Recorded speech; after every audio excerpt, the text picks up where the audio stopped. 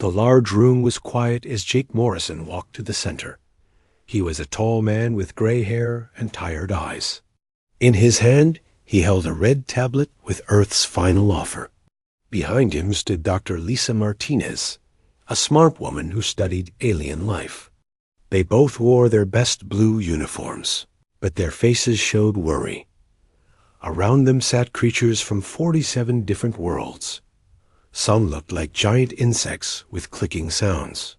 Others were tall and thin like moving shadows. The reptile. People had green scales and yellow eyes that never blinked. At the front sat Vexstar, their leader. His long neck moved like a snake as he looked down at the humans. "Your people have caused too much trouble," Vexstar said. His voice was cold and harsh. "The Council has decided. Earth can keep the sun. And 3 small mining worlds. Nothing else. You cannot travel to other systems. You cannot vote in our meetings. You cannot trade with other worlds." Jake felt his hands shake, but he kept his face calm. For 3 years, Earth had sent people to ask for fair treatment. They wanted to be part of the big galactic family. They wanted to trade, to learn, to grow. But every time, the aliens said no. "This is not fair," Lisa said. She stepped forward, her voice steady. "You are making us prisoners in our own space. Our people need room to grow. We need resources from other worlds." A bug-like creature from Kepler clicked its teeth together. "Your kind is too violent. Too dangerous. The attack on our peace ships proved this." Jake's face grew red. The attack was a mistake. Human miners had thought the alien ships were pirates. They fought back to protect themselves. When they learned the truth, Earth said sorry many times. They paid money to the families of the dead aliens. But the galaxy would not forgive. "That was an accident," Jake said. "We explained what happened. We paid for our mistake. But you will not listen." The insect creature made a buzzing sound like laughter. "Accident or not, 17 of our people died. Your species thinks with weapons first, words second." Other aliens in the room nodded their heads or made agreeing sounds. Some laughed in voices that sounded like broken glass.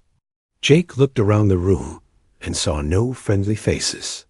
Even the species that had been neutral before now looked at humans with fear or hate. Vexstar raised his staff high. The room became quiet again. "The decision is final. Humanity will return to its small corner of space. The quantum gates to your system will be closed in 7 days. No ships will come or go after that." Lisa's eyes filled with tears, but she did not cry. "You are condemning our children to live in a cage. Is this the justice of your great council?" "Justice?" asked a floating jellyfish creature. "Justice is protecting the galaxy from your violent nature. You should thank us for allowing you to live at all." Jake felt anger rise in his chest like fire.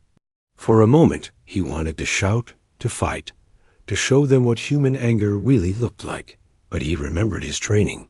He thought of Earth, of the billions of people counting on him.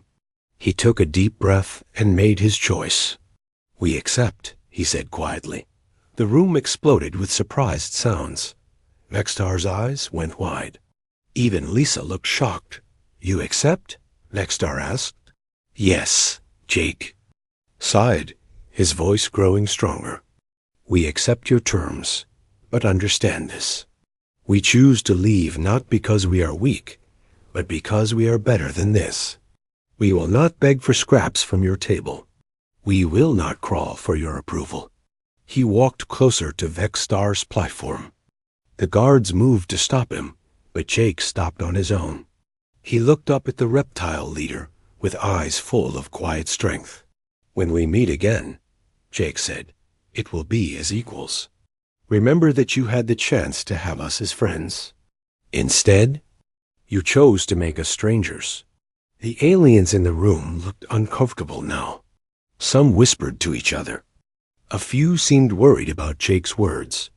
Vexstar tried to laugh, but it sounded forced. Your species will be forgotten in a few decades. Without our technology, without our trade, you will fall back into the dark ages. Jake smiled, but it was not a happy smile. Maybe, or maybe being alone will teach us things you never learned. Maybe struggling will make us stronger. Maybe you just gave us the greatest gift possible, the chance to become something new. Lisa walked up beside Jake. She looked at the council with her scientist eyes, studying them like specimens. You see us as violent animals. But animals learn. Animals adapt. Animals survive when others cannot. Enough, Vexstar said, hitting his staff on the floor. Take your threats and your promises and leave. In 7 days, the gates close forever. Jake and Lisa turned to go. As they walked toward the door, Jake spoke one more time without looking back. We came here 3 years ago, asking to join your community. You said no because you feared what we might become. Today, you guarantee that we will become exactly what you feared most. The door closed behind him with a sound like thunderdot in the shadows of the great room. An old creature watched the humans leave. Elder Wisptar was one of the few who had not voted against humanity. His people were ancient and wise, and they knew that sometimes the greatest mistakes came from fear. As the council members talked excitedly about their victory, Wisptar felt something cold in his heart. He had seen many species rise and fall over the centuries. He knew the look in Jake Morrison's eyes. It was not defeat. It was determination. The old alien feared that the council had not solved the problem today. They had created a much bigger one. Outside the building, Jake and Lisa walked to their small ship. Neither spoke until they were alone. Did we do the right thing? Lisa asked. Jake looked up at the stars through the window. Somewhere out there was Earth, waiting for news. We did the only thing we could do with dignity, he said. Now we go home and get to work. Work on what? Jake's eyes were hard as steel. On making sure that when we come back, they will not be able to say no again. 15 years had passed since the humans went away. The galaxy called it the quiet time because no one heard from Earth anymore. The quantum gates to human space stayed closed. No trade ships came from their worlds. No messages arrived from their colonies. It was like humanity had simply disappeared. On the worlds of the Galactic Council, life was good. The reptile people built new cities on 12 planets. The bug creatures made their bioships bigger and stronger. The floating jellyfish aliens created artificial worlds that floated in space like giant soap bubbles. Without humans to worry about, everyone felt safe and happy. But Captain Ben Rodriguez was starting to see strange things. Ben worked for the Centaurian Border Patrol. His job was to watch the edges of space and make sure no one crossed into forbidden areas. He had been doing this work for 10 years, and he knew his equipment very well. Today, his sensors were showing something impossible. "Sir," said his communications officer, a young reptile named Hishik, "we are getting strong energy readings from Grid 7 Alpha. The patterns look artificial." Ben looked at his screen with confusion. Grid 7 Alpha was deep inside the old human territory. No ships were allowed to go there since the gates closed. The area should be empty and dark. "Run a full scan," Ben ordered. "Check the readings twice." The results made Ben's blood run cold. The energy signatures were huge, bigger than anything the Border Patrol had ever seen. But they were not random. They had patterns, like the signals from a massive city or a giant factory. "Could it be equipment failure?" asked Hishik. "Run diagnostics on all systems," Ben said. But he already knew the machines were working fine. Something was happening in human space, something big. Far away on the insect world of Kepler 442b. Chief Science Administrator Bezic was having his own strange day. He was reading reports from mining teams that worked on the far edges of space. 3 different teams had found the same thing, abandoned human equipment that made no sense. Buzzek held a small device in his clawed hands. The miners had found it on a dead asteroid, along with several others like it. It looked like a power converter, but the design was completely wrong. According to their best scientists, the device should not work. The energy output was impossible with any known technology. When did the humans learn to build things like this? He muttered to himself. He called his best engineer, a younger insect named Clicktar. Look at this device. Tell me how it works. Clicktar examined the human machine with all 4 of his eyes. After an hour, he looked up with confusion. Administrator, this technology is decades ahead of anything we know. The power crystals inside are arranged in a pattern that should be impossible. But the machine clearly works. Buzzek felt worry growing in his stomach. Could another species have given this to the humans before they left? No, sir. The construction methods are clearly human. But the science behind it, we do not understand the science behind it. The administrator looked out his window at the busy spaceport. Ships from dozens of worlds came and went every day, carrying goods and people across the galaxy. Everything seemed normal and peaceful. But the device in his hands told a different story. On the council homeworld of Nexus Prime, Elder Wisptar sat in his meditation chamber. His people were different from the others in the galaxy. They could see glimpses of possible futures using special crystals that responded to their thoughts. For 15 years, every vision of humanity had shown the same thing. Empty space, dead worlds, a dying species fading away. But today was different. The elder focused his mind on the probability crystals floating around him. As always, he thought about the humans and what might happen to them. The crystals began to glow and show him images. What he saw made his ethereal form flicker with alarm. The visions showed fire and metal, spreading across the stars like a wave. They showed ships unlike anything in the galactic databases, sleek. Vessels that moved through space like hunting sharks. They showed humans again, but these humans were different. They looked stronger, more confident, more dangerous. In one vision, he saw a human fleet appearing suddenly in council space. In another, he saw alien worlds asking for mercy. In a third, he saw the council itself, owing before human representatives. Elder Wisptar had seen many possible futures in his long life. Some were happy, some were sad, some were frightening. But these visions were different.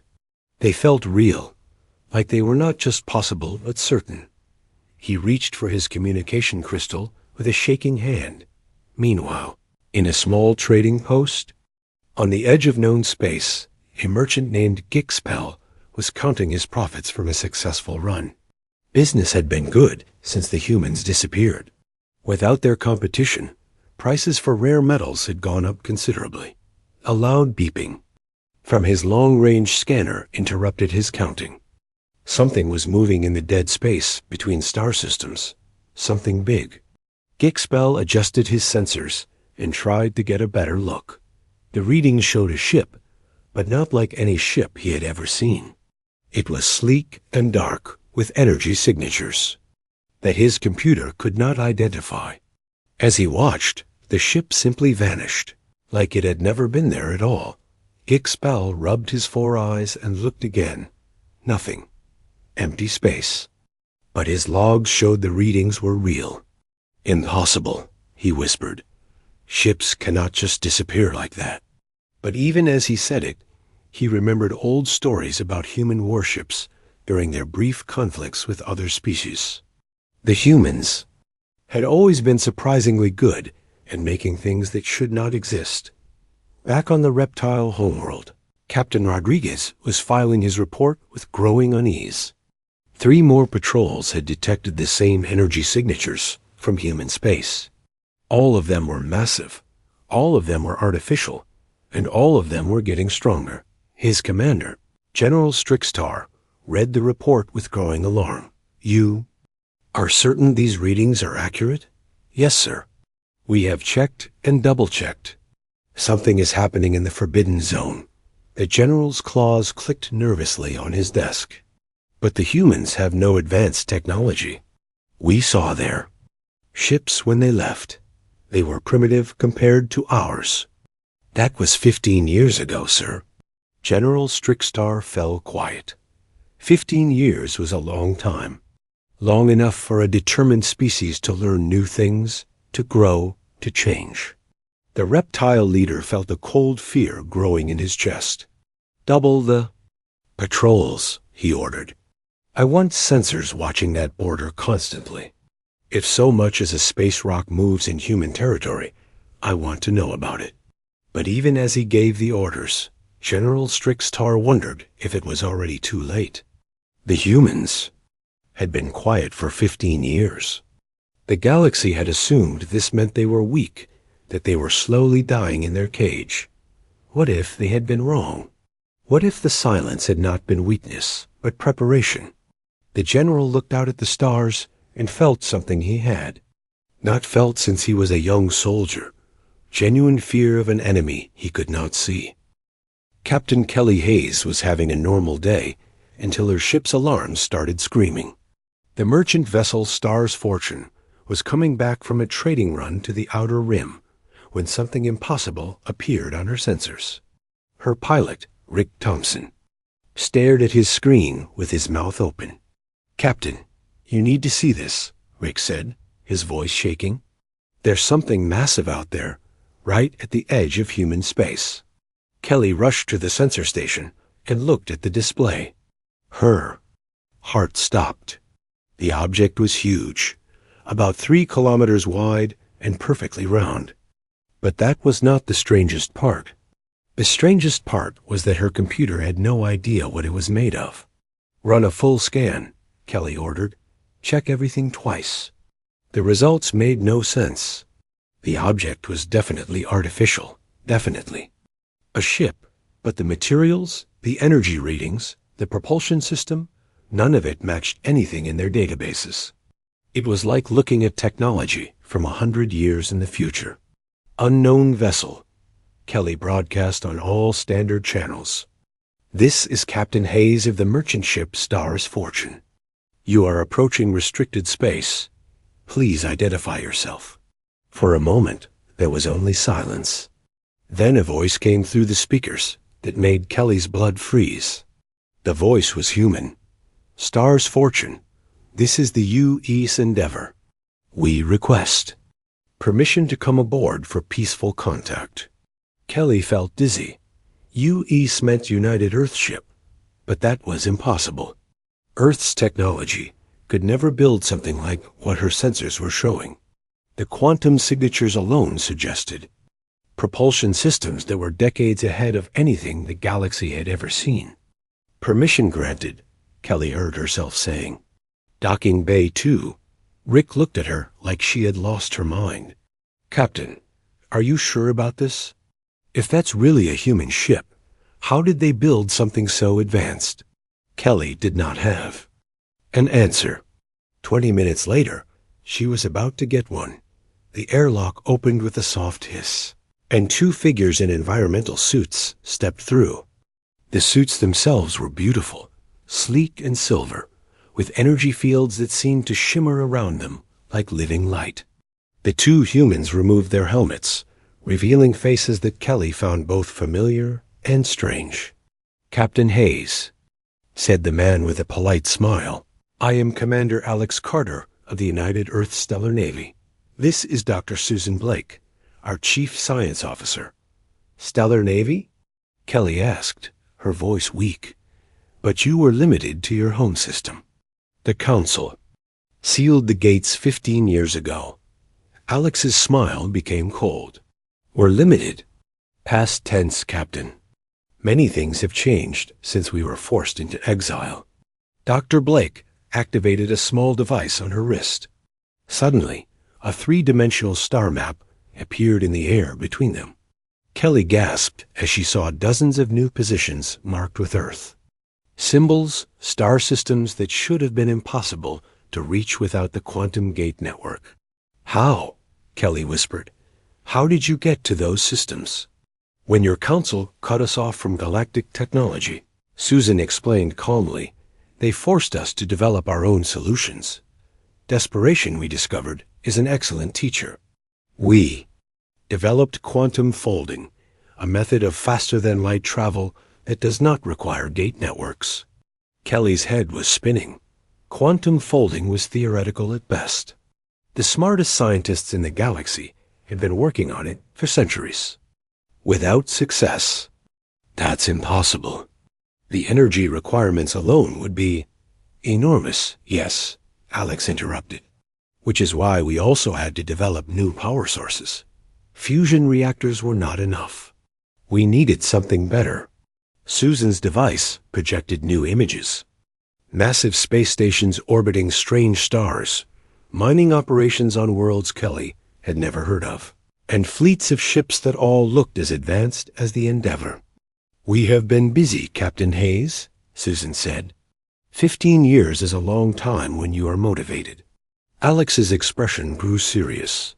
We have also discovered that several species have been expanding into space. It was marked as human territory before our exile. Systems that we legally claimed are now occupied by others. Kelly felt a chill run down her spine. The territorial disputes over abandoned human claims had been going on for years. The Council had decided that since humans could not enforce their claims, the space was free for anyone to take. What do you want? Kelly asked, though she was afraid of the answer. What we have always wanted, Alex replied. Recognition, respect, and our rightful place in the galactic community. We are giving the Council 30 days to respond to our new diplomatic proposal. Susan deactivated the hologram and put her device away. We suggest you spread the word. Captain, humanity has returned, and we are not the same species that left 15 years ago. As the two humans prepared to leave, Alex paused at the airlock door. Oh, Captain Hayes, one more thing. You might want to avoid the Kepler 442 trade route for the next few weeks. We will be conducting some military exercises in that area. Kelly's mouth went dry. Military exercises? Alex's smile was not friendly anymore. The galaxy seems to have forgotten that humans know how to fight. We thought it might be time for a reminder. After the humans left, Kelly and Rick sat in shocked silence for several minutes. Finally, Rick spoke in a voice barely above a whisper. Captain, what do we do now? Kelly was already moving toward the communication console. We send a message to the Council. They need to know what we just saw. And what exactly did we see? Kelly thought about the advanced technology, the confident faces of the humans, the casual way they had mentioned military exercises. Most of all, she thought about the cold determination in Commander Carter's eyes. I think we just met the galaxy's new masters, she said quietly, as the star's fortune jumped to hyperspace, carrying news that would change everything, the UES. Endeavour moved silently toward its next destination. In the command center, Alex Carter and Susan Blake reviewed their mission reports. The merchant captain seemed appropriately shocked, Susan observed. Good. Fear and respect are often the same thing when it comes to diplomacy. Alex pulled up a tactical display showing the positions of human ships throughout local space. How are the other first contact missions proceeding? All successful so far. Word should reach the major governments within days. Alex nodded with satisfaction. Humanity had learned many lessons during their exile. One of the most important was that sometimes you had to make an impressive entrance. Begin Phase 2, he ordered. It's time to remind the galaxy what happens when you corner a species that refuses to die quietly. In the depths of space, more human ships began moving toward their targets. The age of exile was over. The age of return had begun. The emergency meeting of the Galactic Council was called within hours of Captain Hayes reaching Nexus Prime. Representatives from across the galaxy rushed to the great chamber in a state of panic. The holographic displays showed something that should have been impossible. A human fleet of over 200 ships, each one more advanced than anything in their databases, positioned just outside the old exile zone. Speaker Vextar's hands shook as he read the message from Admiral Patricia Wells, the commanding officer of the United Earth Stellar Fleet. His voice cracked as he spoke the words that would change everything. Dear Council members, the message began, humanity formally requests immediate restoration of our galactic citizenship. We demand full voting rights, complete trade access, and removal of all territorial restrictions. We also require compensation for 15 years of economic isolation and payment for our colonial claims that have been illegally occupied. The chamber erupted in angry voices. General Strickstar of the Zentorian military slammed his clawed fist on his speaking platform. This is madness. They broke the exile terms by developing military technology. Elder Wisptar's glowing form flickered with what might have been amusement. If my memory is correct, the exile terms said nothing about technology limits. They were simply confined to specific star systems, which they seemed to have respected. Until now. Administrator Buzek from Kepler nervously activated his analysis reports. Our studies of recovered human equipment show technological progress that should have taken hundreds of years, not just 15. How is this possible? The main display changed to show surveillance footage from Mining World Kepler 7-1. Of the systems the Council had declared abandoned by humanity. The footage revealed massive construction projects, orbital facilities, and what looked like enormous space-based factories. They never left, whispered the delegate from Proxima. Centauri. They have been out there all along, building, growing, preparing. Suddenly, the screen flickered and a new image appeared. A stern-faced human woman in her 50s stood on what was clearly a military bridge. Her uniform carried symbols that none of the alien delegates recognized.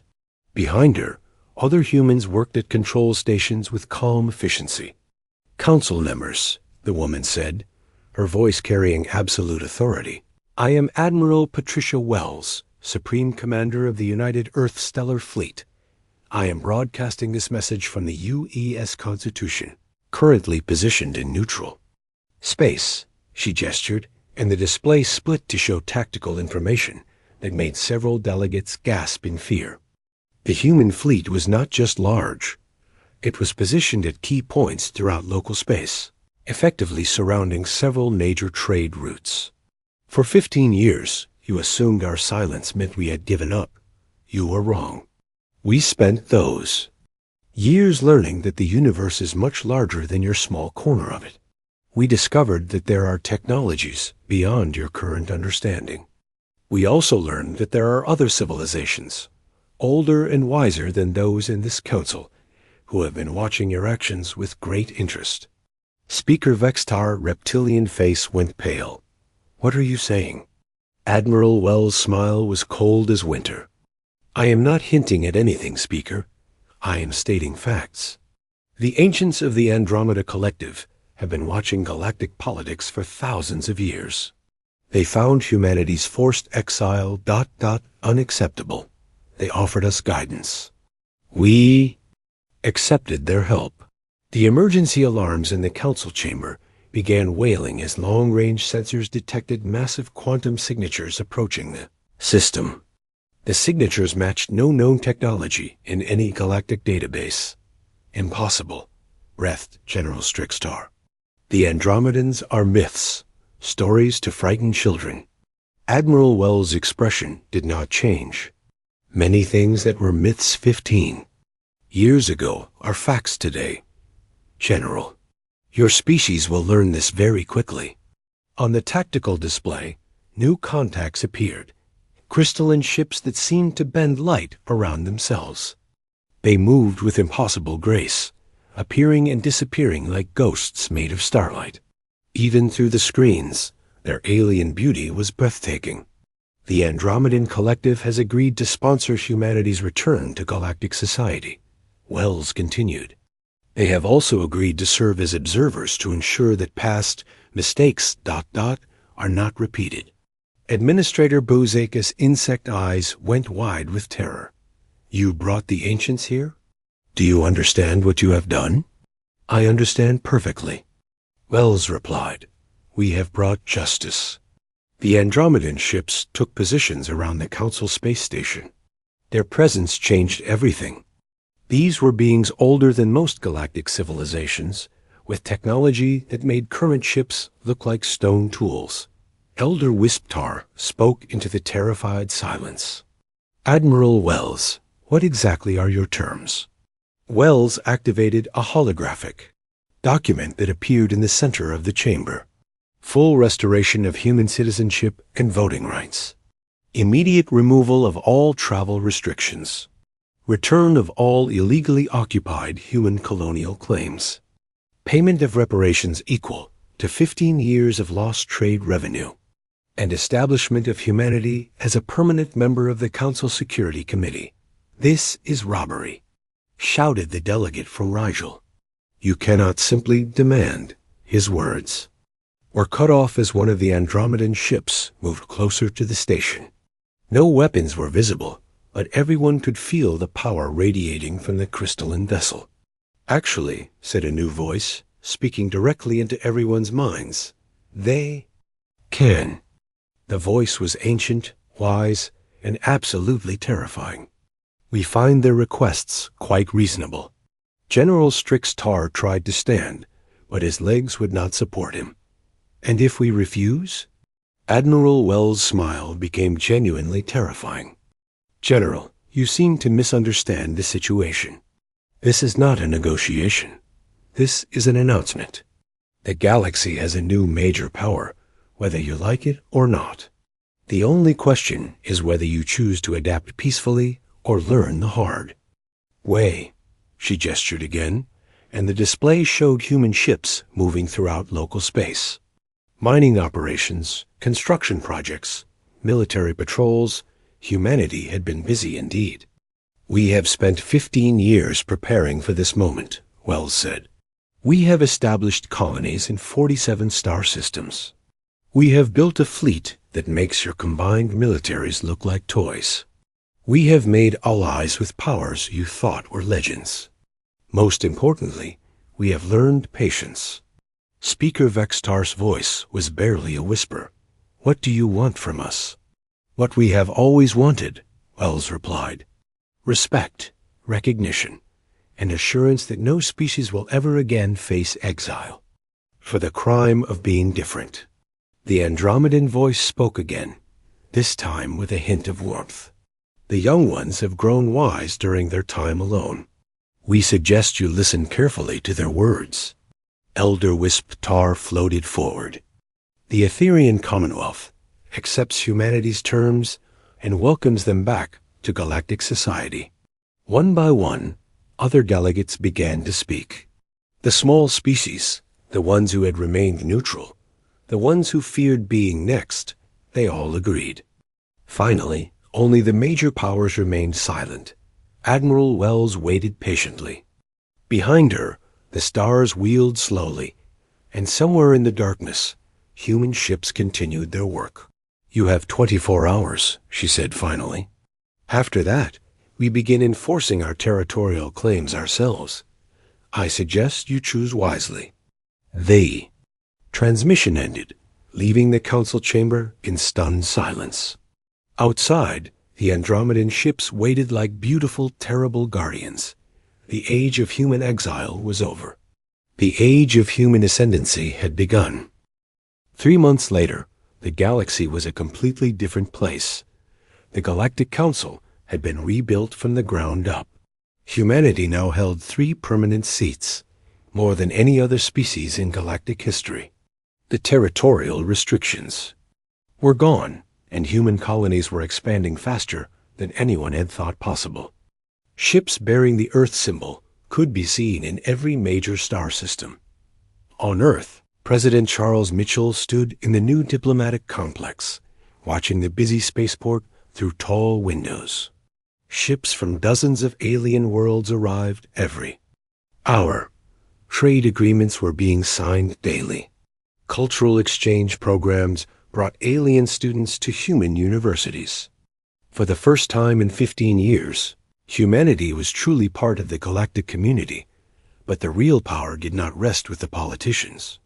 Admiral Patricia Wells stood on the bridge of the Constitution, watching her fleet conduct training exercises with ships from the Andromedan Collective. The alien vessels were works of art, crystal structures that seemed to dance with light. Their captains had become more than allies. They had become teachers, sharing knowledge that had pushed human technology centuries into the future. Admiral, reported Captain Tony Rodriguez, her tactical officer, the Zentarian government has formally requested permission to establish an embassy on New Washington. Wells nodded without surprise. The Zentarians had been the first to accept the new reality.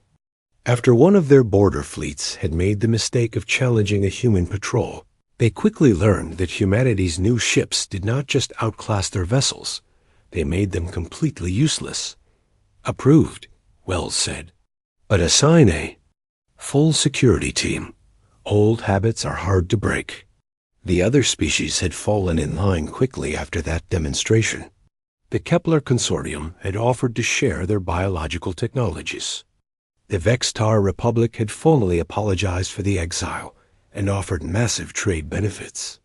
Even the smallest species were eager to make friends with their former outcasts.